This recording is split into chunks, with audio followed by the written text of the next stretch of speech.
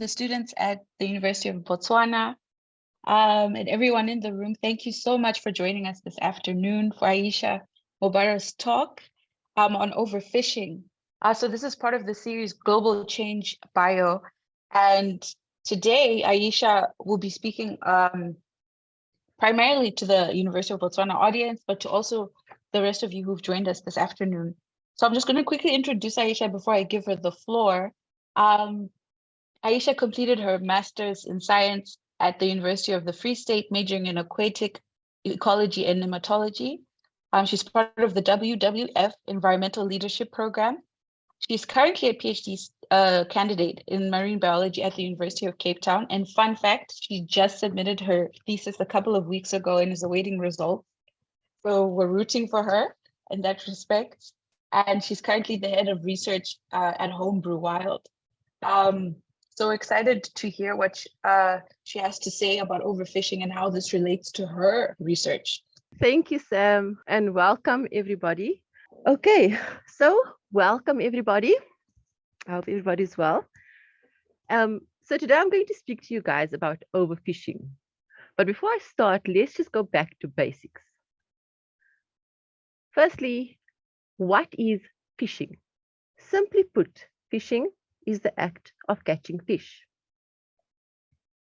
And if we look at the history of fishing in Africa, we find that the Neanderthals have been fishing since 200,000 BC. There's also evidence that modern humans have been gathering shellfish at Blombos Cave in South Africa by about 100,000 BC. And some fishing practices have been passed on from generation to generation, like the Ambakushu women fish using traditional wicker cones in the Okavango Delta. So I'm just going to play this video for you to show you what I'm speaking about.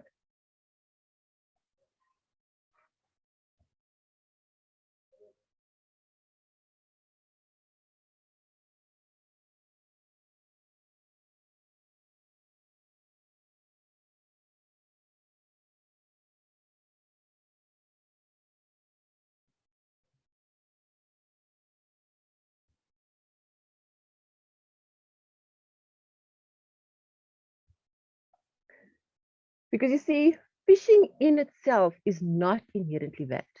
Sustainable fishing respects marine ecosystems or ecosystems and adapts to the reproductive rate of fish in order to maintain a balance and ensure the survival of all species. However, we are facing a catch-22 situation. You see, an increase in human population is leading to an increase in fish consumption. And I say catch-22 because, yes, it's important for us, but if the fish die, so do we. So if they go, we go. And unsustainable fishing practices is the utilization of various fishing methods in order to capture and harvest fish at a rate that sees the decline of fish populations over time.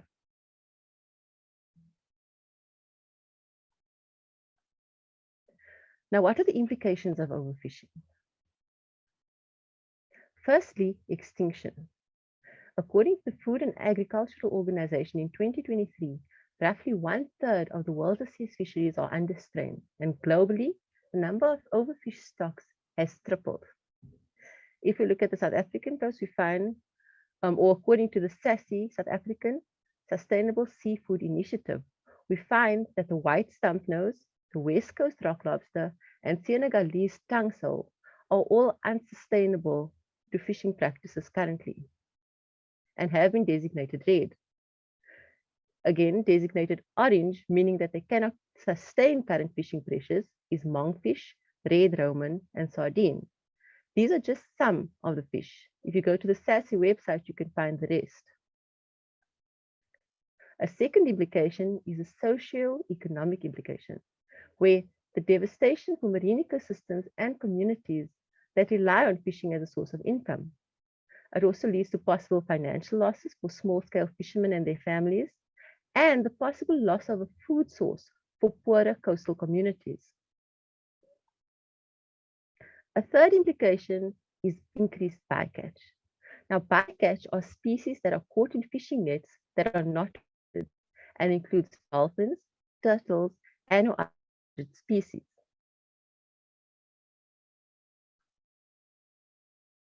Also, if fish populations are reduced, these animals are threatened with extinction. And if you look at the food chain, this is a simple food chain here. But if one tier is affected, all of it is affected, because even though it looks this simple, it's actually made up of a web. And that is what we call the domino effect.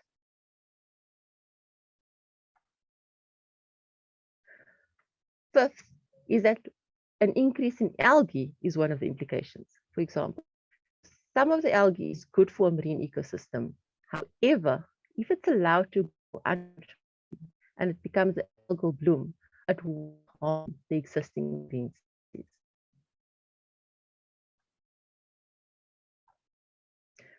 So as you see, there's a need to verify how different stocks or subpopulations of commercial fish are vulnerable to fishing pressure and unfavorable ocean conditions.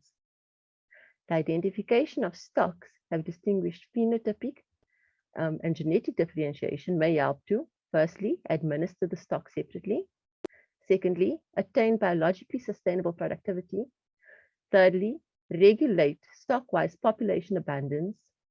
Help assess how individual stocks respond to fisheries exploitation, and accomplish the goals of the fishery stock assessment by modeling. So now you're questioning, what is a stock? Because now I'm speaking about stocks instead of population. A stock is an interspecific group of randomly mating individuals with spatial and temporal integrity. If you know the stock structure of a fish, you are able to determine fishing pressure, exploitation, age structure, and recruitment, and then use these for alternative management options. Now, how do you determine a stock structure? There is no single technique, and Baldwin et al. In 2012 suggested an integration of techniques. This is techniques such as morphology, meristics, outlet shape, outlet microchemistry, and parasitology, to name a few. And I recently, like Sam said, did a study on the stock structure of kingklip, Genypterus capensis. This is a relatively slow-growing marine benthic fish, which is found in depths of 50 to 500 meters, and is geographically distributed from Walvis Bay in Namibia to Algoa Bay in South Africa. Now, there's three things that I want you to take note of. Firstly, this fish has an increasing length with depth. So, a spawning site has been designated just off the coast of, I'm going to say Port Elizabeth, Kikibera, and that's where spawning occurs. If you look at the distribution of larvae, we then find them along the coast. But as they grow, they start moving towards deeper waters. Eventually, the adults are found on the continental shelf, but they do return to the spawning site for spawning in September every year. And this area has been designated a protected site during that time. So no fishing can occur there. The second point I want to make is that fishing, this fish is caught, or kingklip is caught as a bycatch of hake, which means it's caught in trawl fisheries. However, in the 1980s, it was allowed to go be part of the longline fisheries. And what happened is that this fish was badly exploited. Overfishing occurred. They reached the orange designation, eventually starting to go into the red designation. And the fish stocks have not yet recovered from the effects thereof. So my study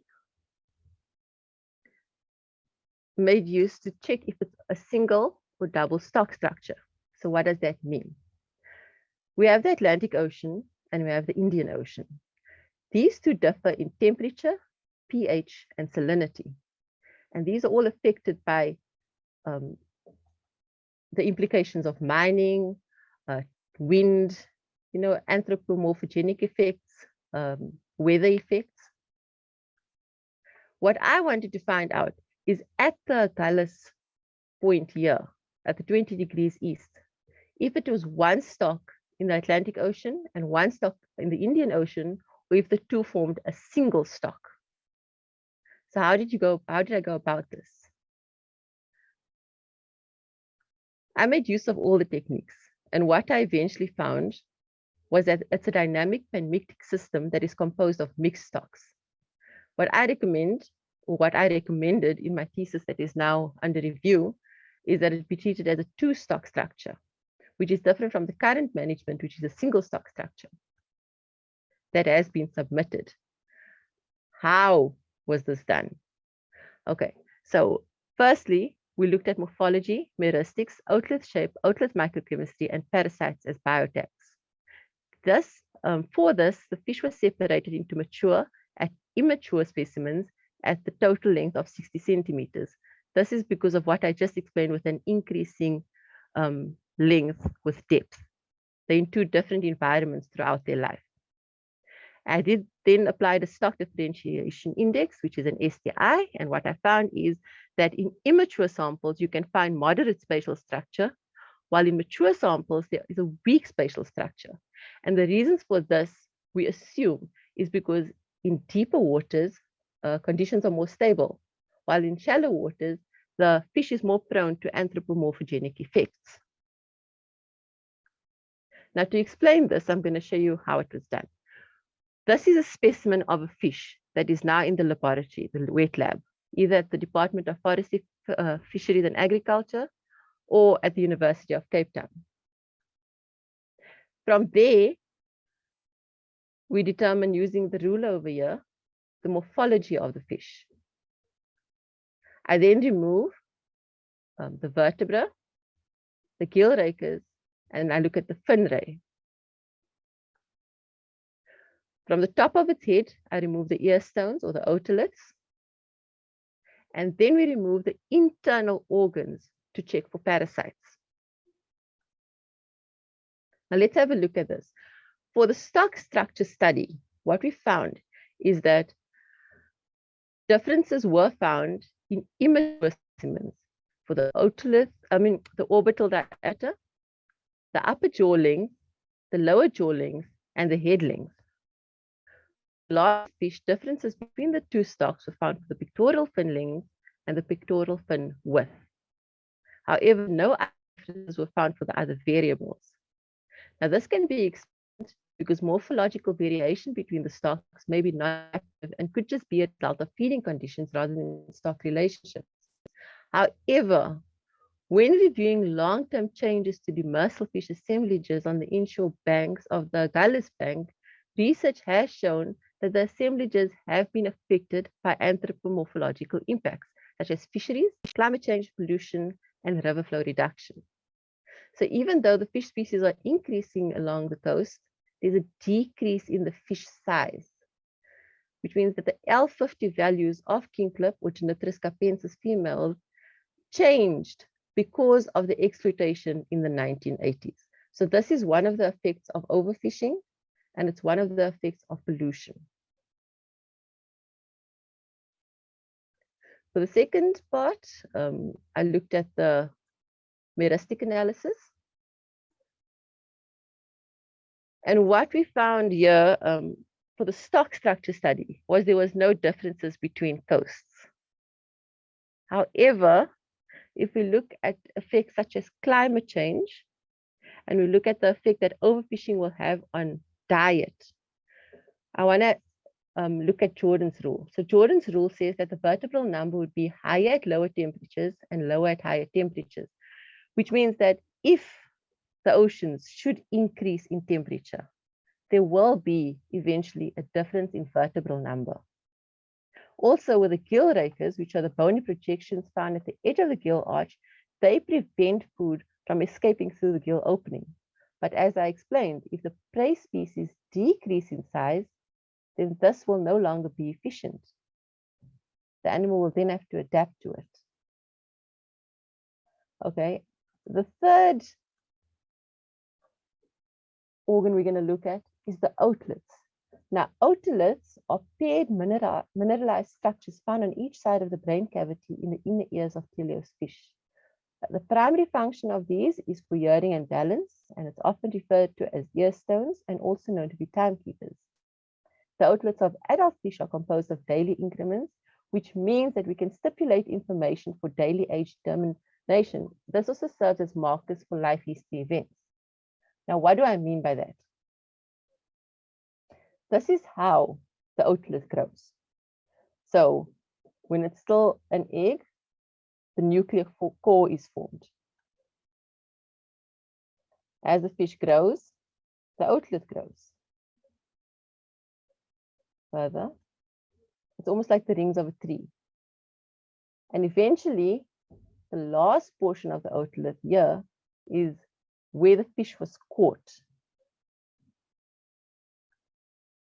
Now, if you look at a sim photograph of this, you can see the rings over there. And this is how elements are absorbed into the outlet. By elements, I mean boron, magnesium, potassium. Altogether, I tested 17 elements. And I just want to show something. Like I said, can I just ask quickly, Marit, are you able to see the arrow? My arrow?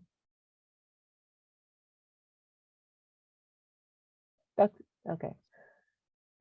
So, like I said, the fish moves away from the spawning area to an increasing depth, but every year they return to the spawning site.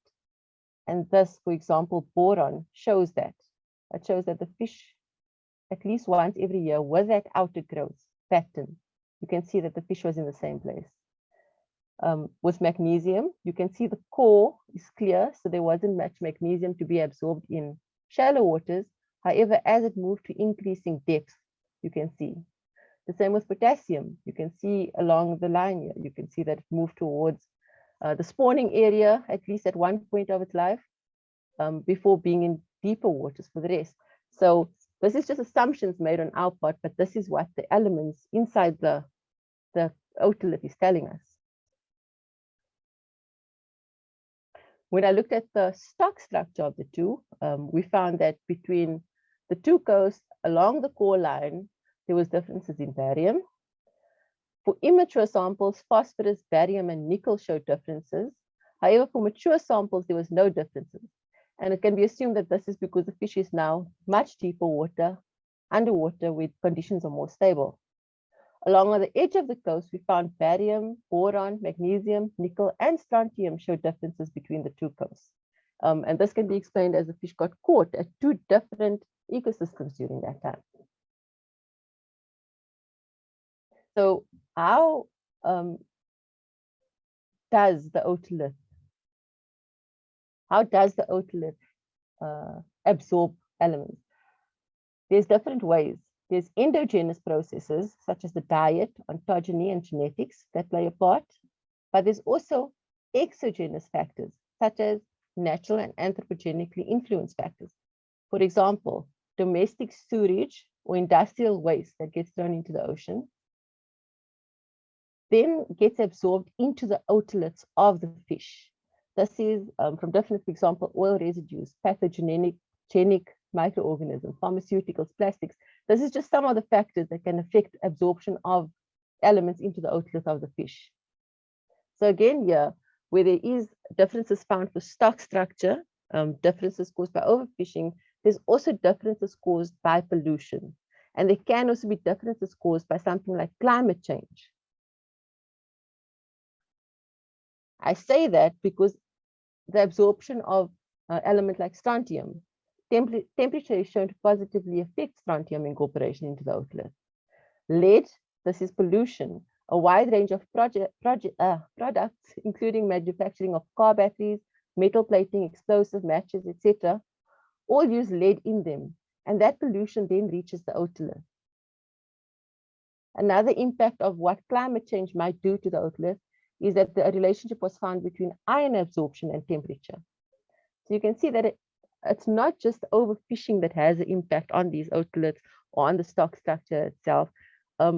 Pollution, climate change, everything is affecting this fish. Finally, what we did is we took the guts out, or the internal organs, and we checked these for parasites. Now, the premise works that fish can become infected by a parasite only when it was in the endemic area of that parasite.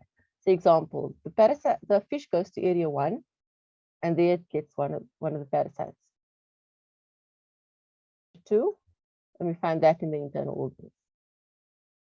Then goes to area 3, and we find that. And then using statistical analysis and looking at the life cycle of the parasite, you can determine when the fish was in that area, or if the fish was in that area. We did an assemblage, or we checked the assemblage of parasites in kingklip Genypterus capensis, and these are the parasites that we found, or some of the parasites. I think there was 40 altogether. From these, we found that 4 of them could act as bioindicators. These are Diphyllobothrium, or the common tapeworm, Tentacularia, Anisakis, and Lysithacerium. So this is what I said. We removed it, we counted the parasites. For stock structure analysis, differences were found only in Lysithacerium between the two, and it was found for both immature and mature samples. However, changes in abiotic factors, as well as changes in the food or diet of the fish, can then also influence parasite distribution.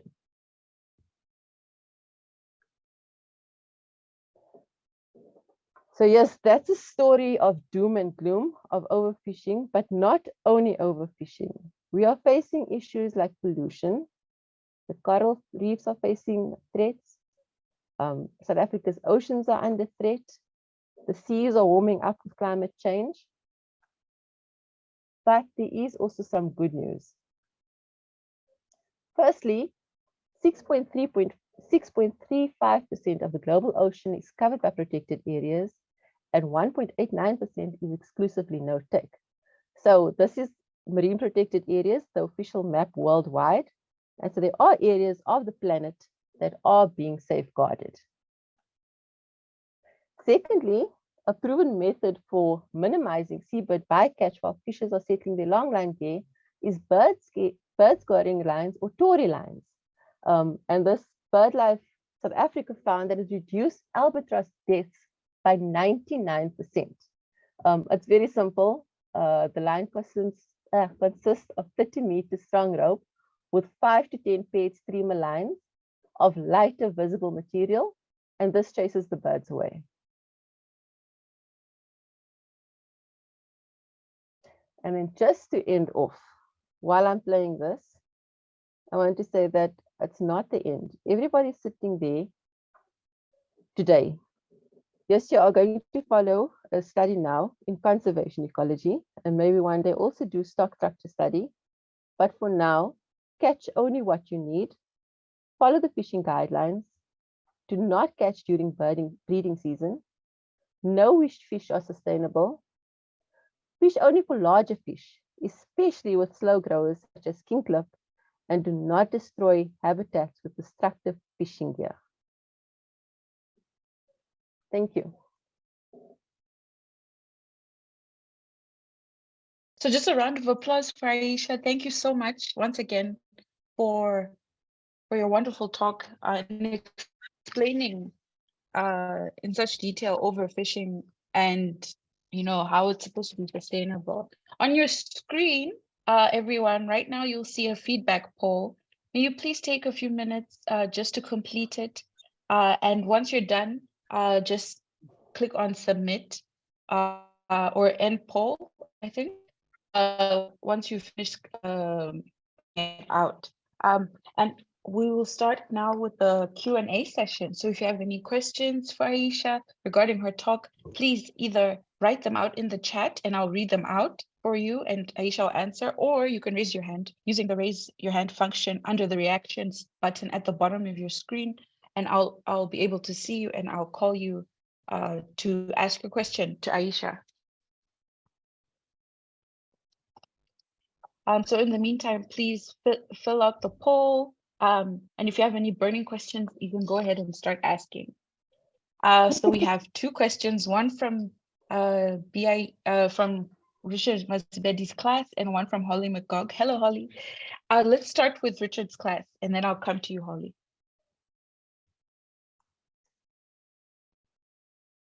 Okay, we have a question from Freddy. So, Freddy, ask. Hello, my question is, you mentioned that some heavy metals are found within the otoliths of some of these fish. And you mentioned that there's a relationship between the iron absorption and the temperature. So because iron is close to being a heavy metal, wouldn't it be difficult to determine these heavy metal levels using the otoliths, since the heavy metals and temperature absorbance would be also considered? Okay, so that's why I went into detail that the otolith absorption is affected by more than thing. Like I said, it's affected by diet, genetics, and which is the age of the fish. So it's not always for all the elements where it's a direct absorption. It goes through layers. However, it does give a good overview of where the fish. So it depends on the element, and I don't know that off by heart. But when you do the research, each element tells you, like if it's a direct, what did I say?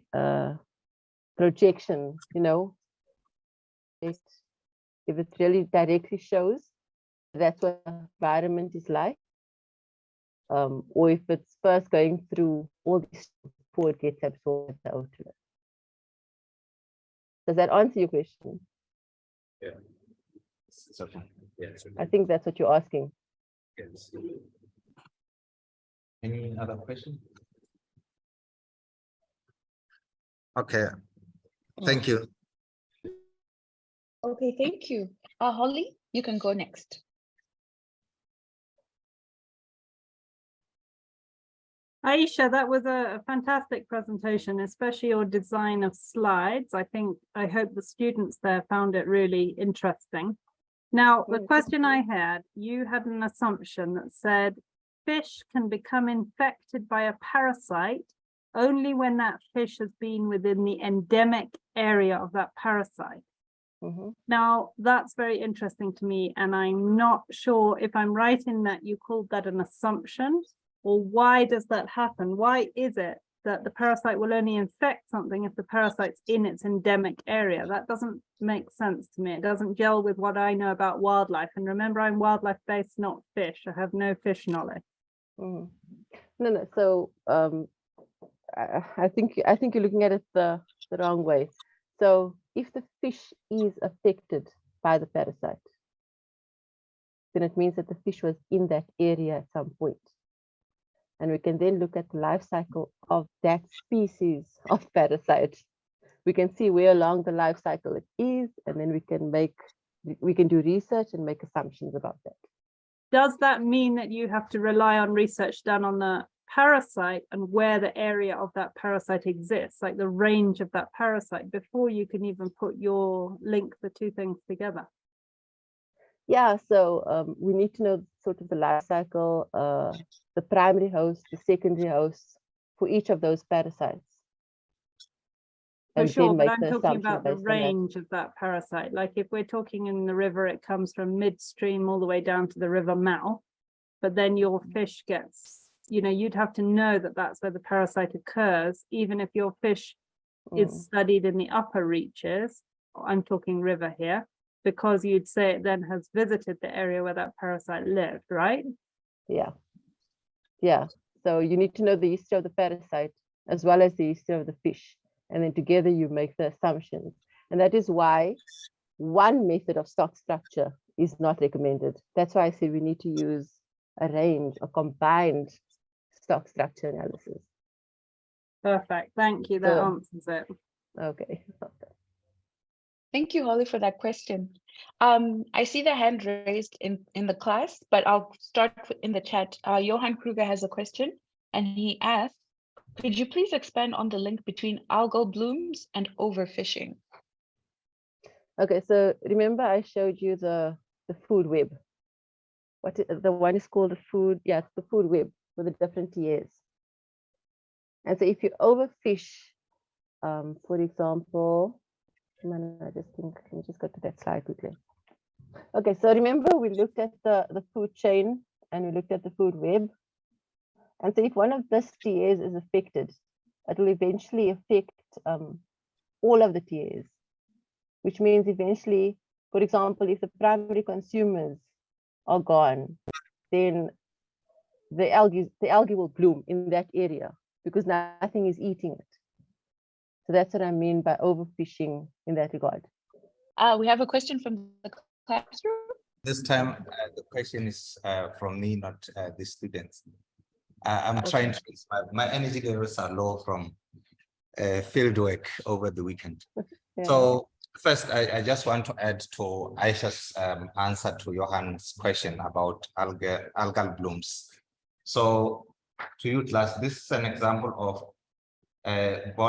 there's bottom up community structuring and top down community structuring, where, for example, top up is where the consumers, the fish, can suppress, for example, zooplankton, and then algae has less predation pressure, and then there will be algal blooms. So overfishing can, you know, alter the how do I put it, the cascades that way, the structure that way. Okay, so my question and comment is that, first with comment is that this is a very good, we are very happy to have a marine perspective because we are in a landlocked country and much of our aquatic systems are just freshwater, small ponds. Like if I say I'm from fieldwork, is from local small ponds. So it's a very important for the global change biology because we are looking at things in a global perspective. So to have someone like from an environment where you have access to doing work in the sea, we are very privileged. My question is, we do fish stock assessments in the Okavango Delta, and we have the riverine component of the delta, the upstream part of the delta. And then as you go downstream, it's a mesh environment. And there's a difference in things like conductivity, because as the water goes down that slow, low gradient slope, it takes months to reach downstream. Would you say to use a standardized fish stock assessment for that heterogeneous environment is advisable, or should we consider, you know, evaluating whether they are the same stock or different stock? If I understood your way of, you know, there's a way of differentiating the stocks, and that's what your study was doing, at least partly. So okay, so the first thing that I want to say is that before I did the stock, I didn't include it in there, but I checked. Botswana gets 55% of your imports, fish, your marine fish as food imports from South Africa. So the application applies to Botswana as well, at least 55% of it. The second point, I think with those different environments, the first step would be, which I didn't mention in this, but the first step would be to do a genetic analysis, or I would advise to do a genetic analysis and then base it on that to see if they can then be phenotypically differentiated, because it'll be too expensive to do it in future based only on genetics. I mean, you're going to have to constantly do genetic analysis. But if you can see if they are genetically differentiated, then you can rather use phenotypic analysis like one of those, which are much cheaper to use, to then determine later on or at a later stage which stock the fish belongs to. Does that answer? Thank you. Well answered. Thank you. Okay. Thank you, Richard, for your question, and thank you, Ayesha. We have a question from Andy Klee.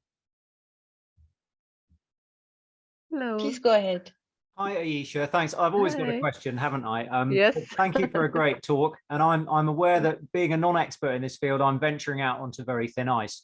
But I wanted to challenge gently, if I may, one of your guidance principles for sustainable fishing. And that is to take the larger members of the species, particularly with slow-growing fish. Now, if we target that proportion of that population, are those actually our most successful and best reproducing elements of the stock? Should we perhaps be trying to be more selective and go, actually, these are really good breeding creatures for that stock, and we shouldn't be taking them because as they mature and get older, presumably they lay more eggs and are more successful. And I just wanted to link that question to perhaps, the indigenous, traditional practices of fishing you showed earlier on.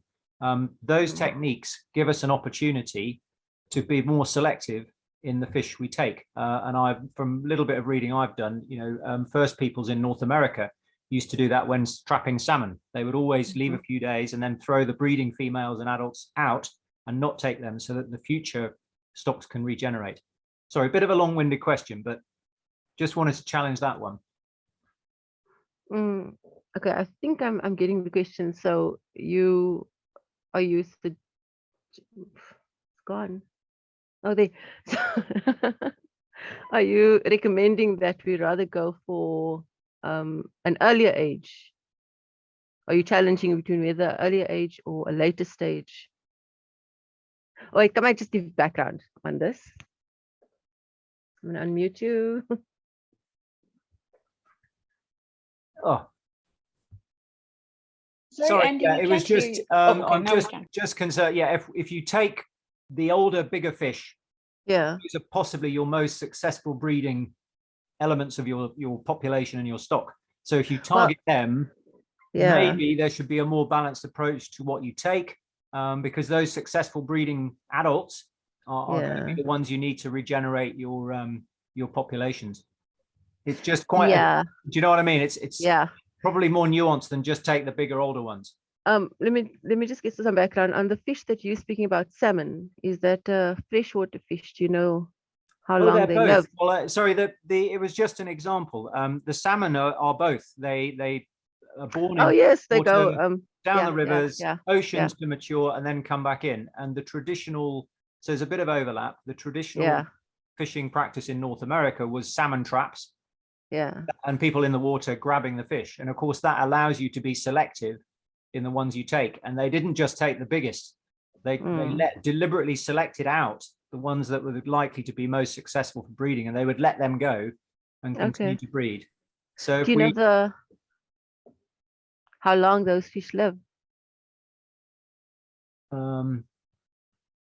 Oh, years and years. I couldn't tell you off the top of my head, but they're pretty long-lived and they're big. But again, coming back to the species you're talking about, so I think growing, long-lived, if you take out those old ones, are you wiping out the ones that are really sexually and reproductively most efficient? No. So I think I'm asking all these questions just to get some background, because so I showed the differences. So when the fish is 4 years, that's when it enters the deeper waters. And then only after that spawning can take place, and the fish lives up to an age of 20 years. And I think so at 4 years, at 60 centimeters, and that's when it leaves. And the longest, in terms of total length, the longest one found was 1,500, so 1.5 meters. So I think the growth rate, I didn't check it, but the growth rate, doesn't it seem to appear more exponential in immature species, immature samples, and then it grows exponentially after that? I think I have to do more research, but I think it's just to give them a chance to reproduce. So if it goes up to 20 years, I think if you're getting the ones that, let's say from 16 years onwards, this is just off the top of my head, from 16 years onwards, because then the other fish still has a decade ahead of it. If you leave that, does that make sense? Yeah, kind of.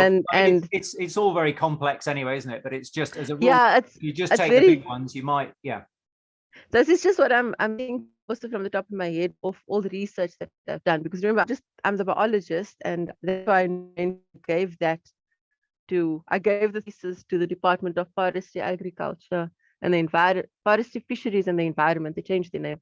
I gave it to them because in the fishery management, they makes the decisions based on what I as the biologist tell them. But this is an assumption that I'm making based on the research I did as a biologist. So that is what I would say. I would say that I'd rather give a fish that still has 10 years ahead to then rather get the fish that's, I don't know, closer to the end of its life, closer to expiration. That's the assumption that I'm making here. No, that's fine. I mean, we're doing the best we can with the info we've got. Right, I'm going to shut up. There's much more important people to ask questions than me, but thank you. Thank you. Thank you, Andy. Thank you, Andy. And we have another question from the classroom.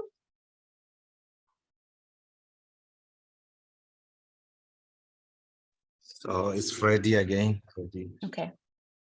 Mine is not a question, but rather a comment because we didn't really get the chance to do it initially.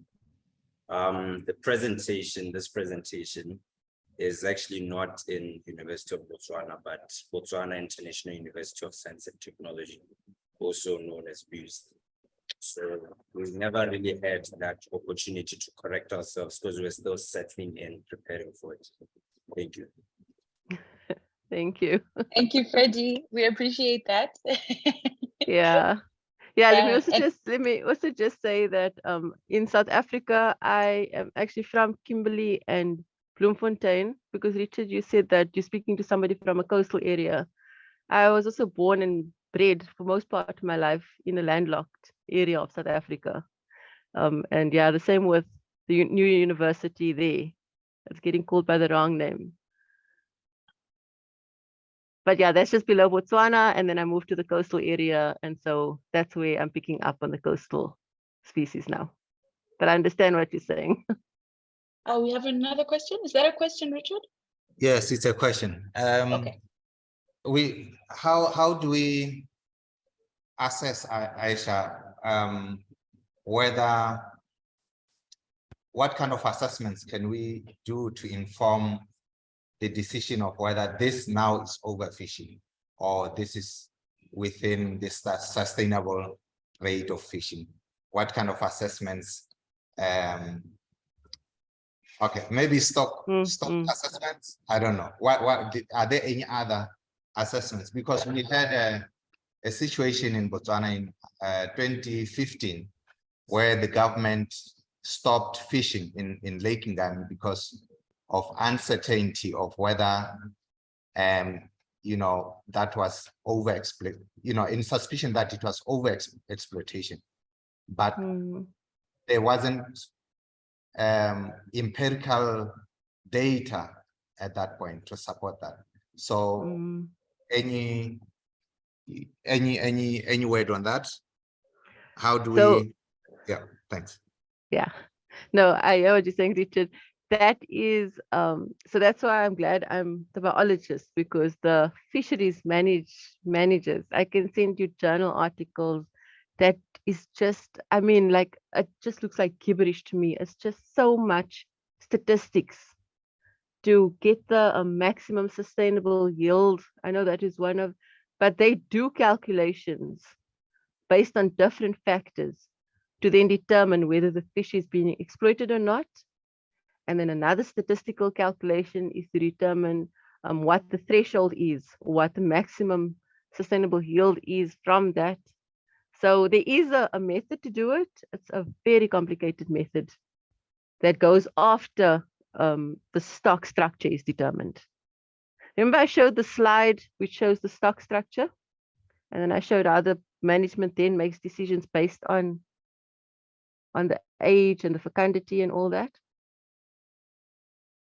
So it's based on that, using statistical analysis.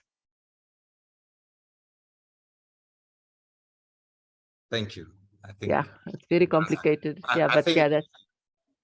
From what you're saying, I think stock assessments form, the basis for those statistics and so on. Yeah. So what the biologist does is determine stock structure. Yeah. What the fishery manager then does is a stock assessment. So just to clarify, yeah, it's two different. Yeah. Thank you. Oh, that's very Okay. interesting. At least, and thank you for pointing out those differences, the nuances in that. We have Yeah. a question from Andrew Mariti, and we're reaching the end of the session, so we'll take this as the last question, unless there are other burning questions. But thank you, Andrew. Go ahead. Okay, thanks, Ayesha.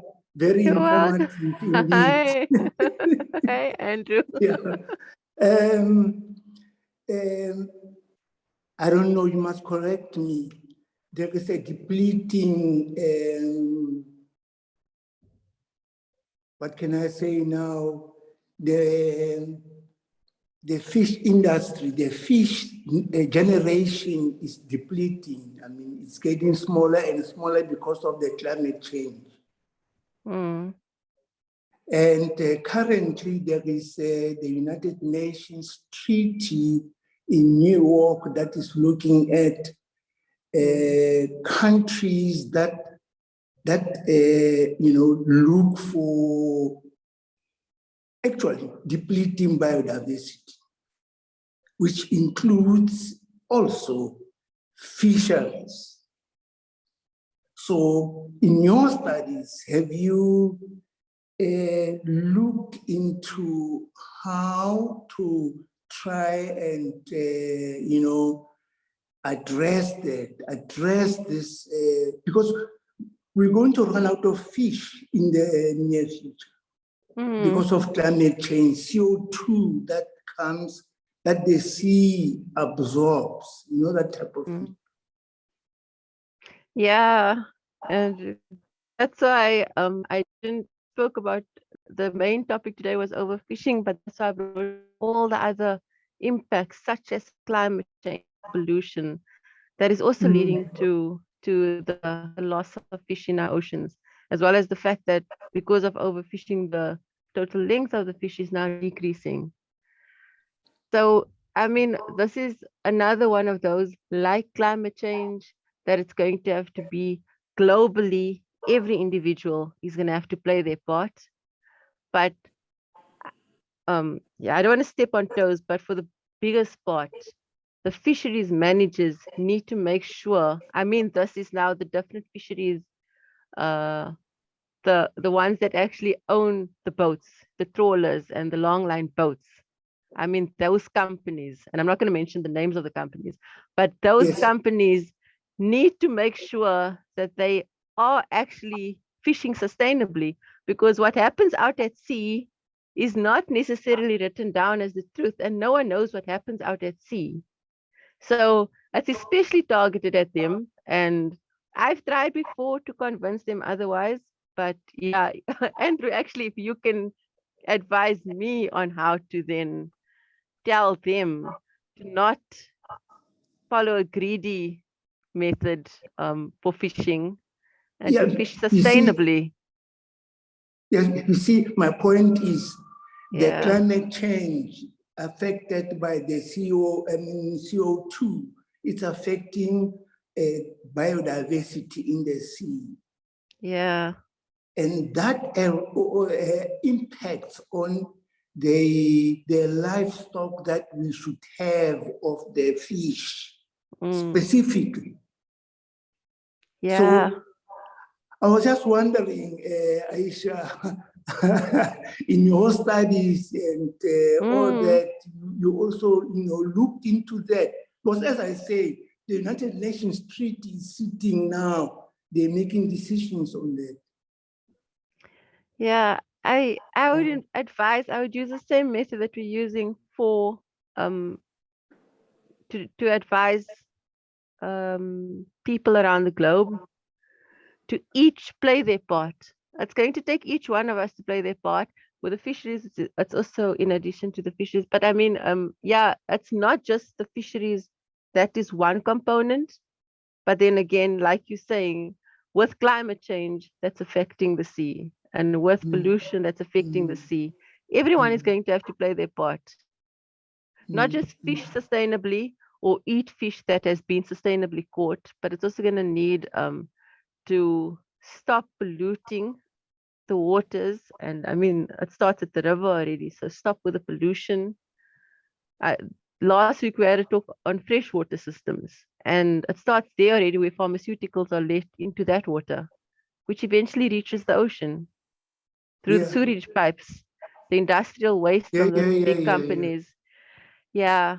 So that's why in my second last slide, I think it was, the situation, it seems very dire. I would like to believe that it's not the end yet, and that's why we're speaking to the students, like Dr. Mazibedi. Those students sitting there are the ones that's going to make an impact in the future. So it's not all doom and gloom. I think if everyone makes a positive change, it can. Yeah, sure. But the Yeah, situation no. is difficult now, yeah. Yes, yes, yes. No, I respect this. It's very entertaining and a very good discussion. Maybe next time you come back and then let's talk more about this, influence of the climate change on biodiversity. Yeah, yeah. I struggle to stick to the topic. I struggle to stick to overfishing. That's why I brought the others in very subtly, but I had to bring it in. But yeah, I would love to give a talk on all of it and the impact on the ocean. Yes, yes. Thank you. Thanks very much, Ayesha. Thank you, Andrew. Thanks. Thank you for your question, Andrew, and thank you, Ayesha, once again Thank for the you. wonderful presentation. We've reached the top of the hour. We only have 1 minute left. Any final thoughts, Ayesha, before we go? No, just yeah, let's just take care. Okay, there will be a talk on climate change on the Okavango on the 20th. So I think Yes. everybody, yeah, in Botswana would be keen to see that talk. Okay. Yeah, and that just would eat be- sustainably. And I think Yeah. I'll just ask Marit in the thank you note to send a link to the SASSI website, which gives the list of sustainable and unsustainable, the red, orange, and green. All right. Thank you, everyone. And thank you so much Thank for you. joining us.